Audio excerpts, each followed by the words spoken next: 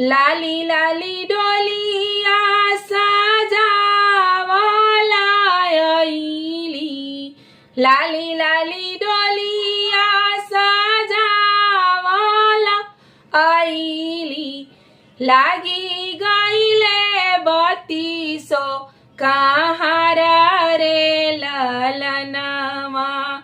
भैया भेजले ससुराल रे ललनवा।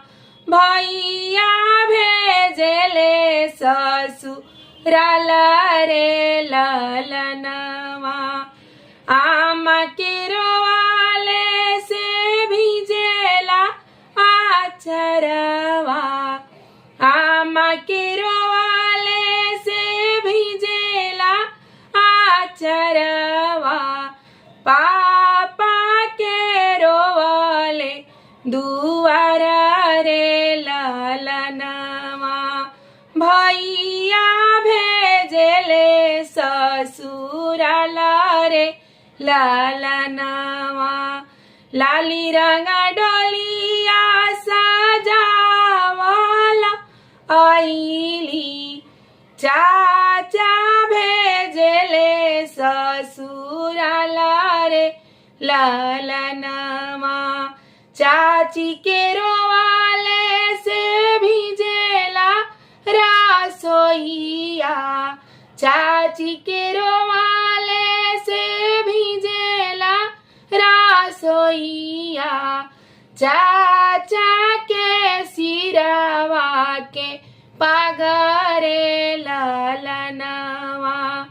भैया भेजले ससुराल रे ललनवा।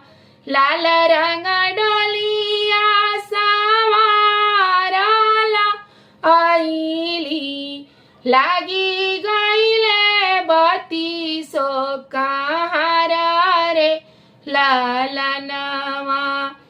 भैया के रोवाले चरण धोती भिजेला।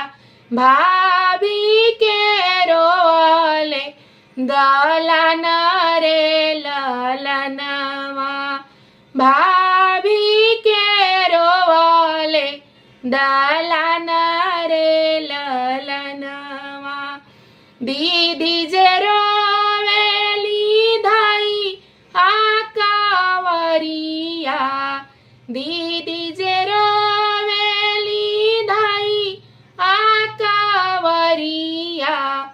जीजा जे शिशु कीनी पारी रे ललनवा। जीजा रोवे सुसुकी के पारी रे ललनवा। आजी बेटी भैली पराई रे ललनवा। आजू बेटी भैली पराई रे ललनवा। लाल